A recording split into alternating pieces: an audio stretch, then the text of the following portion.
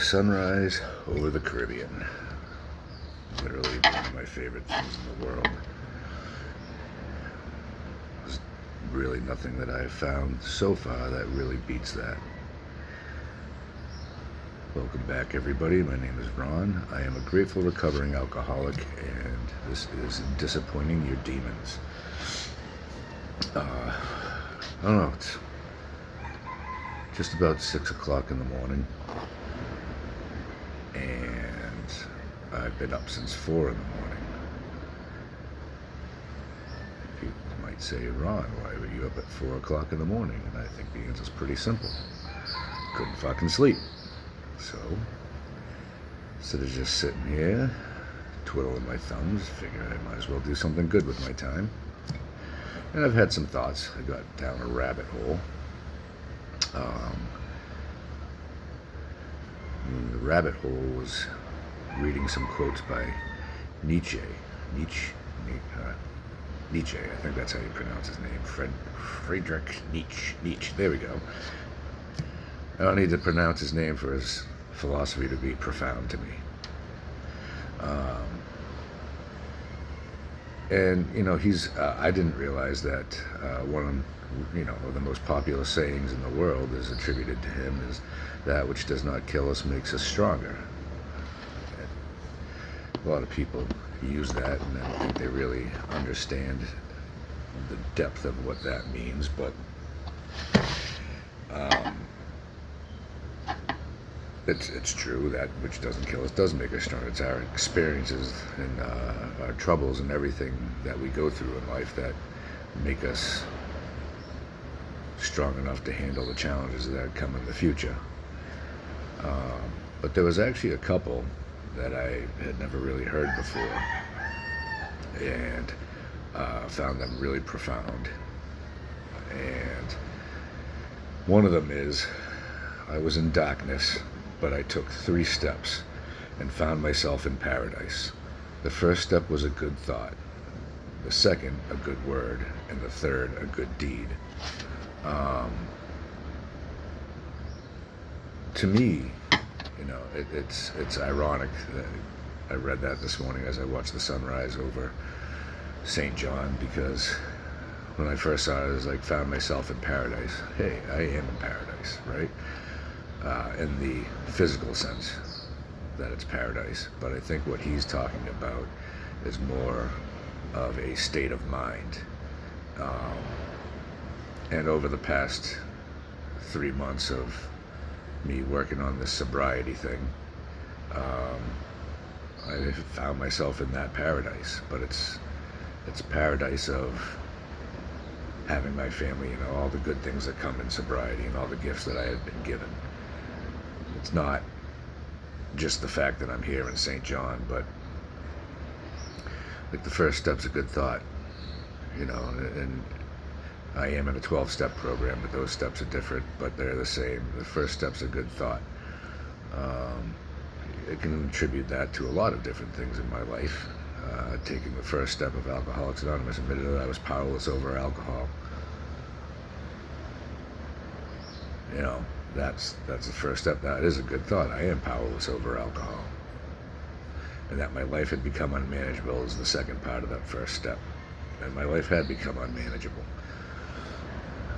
It sounds negative, but it's actually good. I'm admitting I have a problem. And they say the second step's a good word. Cigarette went out. There we go. Second step's a good word. I've been trying harder. Sometimes successfully, sometimes unsuccessfully. To take more care in what I say. Try to be encouraging. Don't always try to be negative. Don't always, don't try to cut somebody down. Don't give compliments just because, or things like that, or just say nice things because you think it's the right thing to do. Mean them, for sure. But I've been trying. And then the third, a good deed. I mean, good deeds come in all sorts of, all sorts of actions, all sorts of ways. Whether I feel like I'm doing a good deed, reaching out, or hearing when another alcoholic reaches out to me and asks for help. But even just things like teaching somebody something new, or I don't know, like, we all know what a good deed is. I guess I don't really got to get deep into that. But those are the things that take me out of the darkness that was my alcoholism, the darkness that was my addictions, the darkness that was my life just 3 short months ago. I mean, talk about being in a dark place, in a dark hole. And now today, like, I can't, oh boy, I'm getting a little emotional here. Feelings. That's going to be a thing from now on. But yeah, like, I cannot tell you how dark of a hole I was in for so long.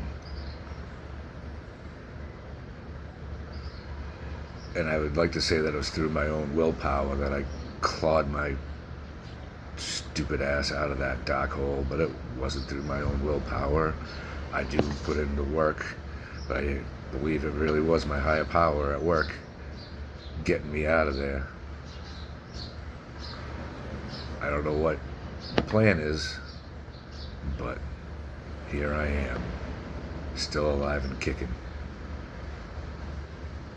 And it just, those three steps, I tell you, I mean, and I didn't even realize I was doing it because I just discovered this quote today. And, so I'm not trying to fool anybody and tell anybody that I based my life off this quote now. Nope, I just found it because, again, up at 4 a.m, went down a YouTube rabbit hole. Another quote that is attributed to him, that I tried to find it on, by Googling it, and but I'm not sure if he actually said it word for word, or if it was just paraphrased. But if you think that somebody can ruin your life, you're right. It's you.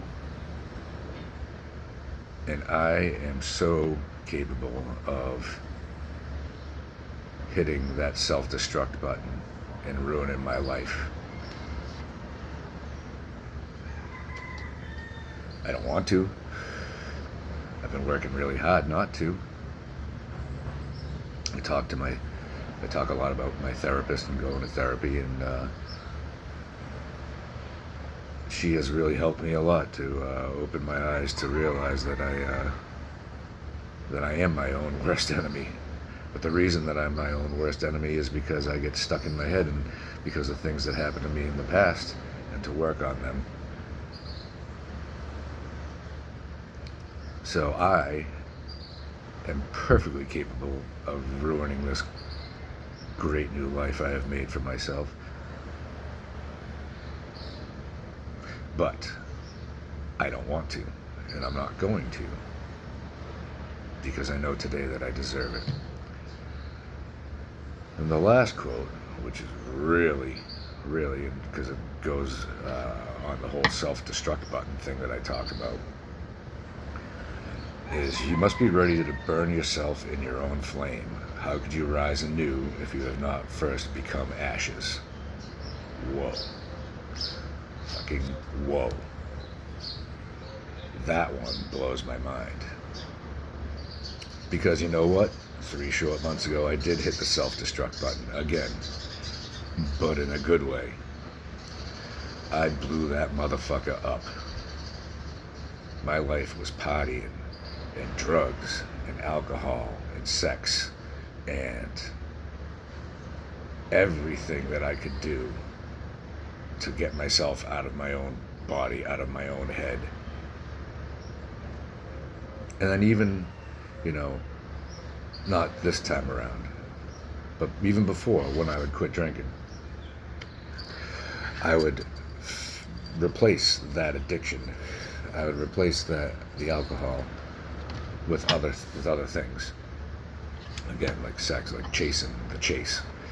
The chase is, a drug. Like, holy crap, the endorphins that get released from the chase. And then, sex and or throwing myself into weird little projects or hobbies, or going full tilt with them. Like, I was just replacing one addiction for another, even though I didn't realize I was doing it. This time around, like I said, I burned my life to the ground, but in a good way this time. I quit drinking, I quit the party, and I quit everything. I've literally done a complete 180 in my life, my lifestyle, my life choices. Me and the wife just celebrated 1 year married. We've been together about 2.5 years, and yesterday was our 1 year wedding anniversary, and I was just so overjoyed. I talk about my wife a lot because she's, I don't know, if I could tell you all the things that happened in our marriage and our relationship and everything, and the fact that she's still here, like, I'm a very, very lucky man. I'm a very lucky man. But anyways, back to what I was saying, burning my life down. I did. I burned it down. I burned down every little last bit of it. Because if I didn't, all I was going to do was remain ashes. I was going to die. Period. That's the cold, hard truth of it. And I can admit that today. And I don't say this as like scare tactics or anything like that. This is just my personal experience as what was going to happen to me and what my thoughts are of where I was going to end up and how I was going to end up. But anyways, burned it down, became ashes, and I have risen anew. There's not a part of me that doesn't enjoy life now. There's not a part of me that can say that really I am unhappy. Like, happiness, it really is what you make it. But first, I mean, man, like, you just have to just destroy your old self, shatter that image that you have of yourself, get rid of all the negative thoughts about yourself, what you do and what you don't deserve, or what you think how you should be treated or how you should treat yourself. Because really, how you treat yourself and what you do to yourself is all that matters. Like, it doesn't matter what other people think of you. It doesn't matter. I used to think that, like I said before in different videos, like, I was so outwardly confident, but inside I was dying. I don't have that self-image anymore. I don't have those thoughts anymore. Like, I just have a new life. You just rise up. Be strong. Know that you're worth it. Know that killing yourself with drugs and alcohol and everything is not, you're just selling yourself so short. I really believe that so many people have such unlocked potential that they chain themselves with their addictions or their problems, that they can't fully realize what they're capable of. You're capable, any one of us is capable of great things. You just gotta rise up and go for it. Alright, well, that's all I got today. If you feel inclined, please hit the like and subscribe button if you haven't already. And thank you so much for watching. watching, not washing. Love you all and have a blessed day.